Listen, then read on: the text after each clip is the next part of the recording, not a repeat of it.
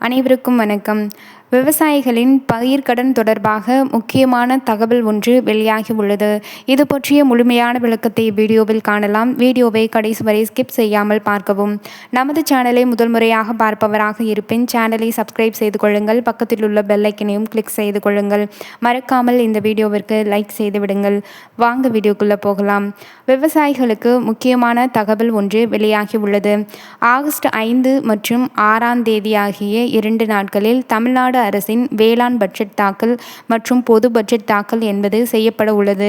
அதற்கு முன்பாக நடைபெற்ற கருத்து கேட்பு கூட்டத்தில் விவசாயிகளின் கோரிக்கைகள் மற்றும் ஆலோசனைகள் குறித்து அமைச்சர்கள் கலந்துரையாடியதாக தகவல்கள் வெளியாகி உள்ளன.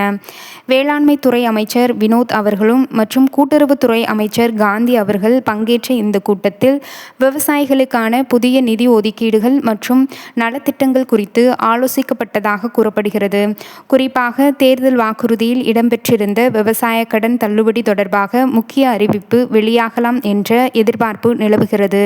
ரூ. 75,000 வரை கடன் தள்ளுபடி வழங்குவது குறித்து ஆலோசனை நடைபெற்று வருவதாகவும் தகவல்கள் வெளியாகியுள்ளன. அதே நேரத்தில் சிறு மற்றும் குறு விவசாயிகள் மட்டுமல்லாமல் அனைத்து விவசாயிகளுக்கும் இந்த தள்ளுபடி வழங்க வேண்டும் என்று பல்வேறு விவசாய அமைப்புகள் வலியுறுத்தி வருகின்றன. பருவநிலை மாற்றம், மழை பற்றாக்குறை மற்றும் கடும் வெப்பம் போன்ற காரணங்களால் விவசாயிகள் கடுமையாக பாதிக்கப்பட்டுள்ள நிலையில் இந்த முறை வேளாண் பட்ஜெட்டில் கூடுதல் நிதி ஒதுக்கப்படும் என்ற எதிர்பார்ப்பு விவசாயிகள் மத்தியில் எதிர்பார்க்கப்படுகிறது. எனினும் ரூ. 75,000 கடன் தள்ளுபடி அல்லது அதற்கு மேற்பட்ட நிவாரணம் குறித்து இதுவரை அதிகாரப்பூர்வ அறிவிப்பு வெளியாகவில்லை. பட்ஜெட் தாக்கல் செய்யப்பட்ட பிறகே இறுதி விவரங்கள் உறுதி செய்யப்படும் என எதிர்பார்க்கப்படுகிறது.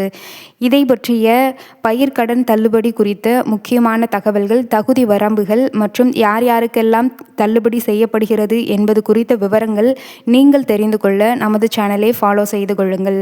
இந்த வீடியோ இத்துடன் முடிவடைகிறது. நன்றி, வணக்கம்.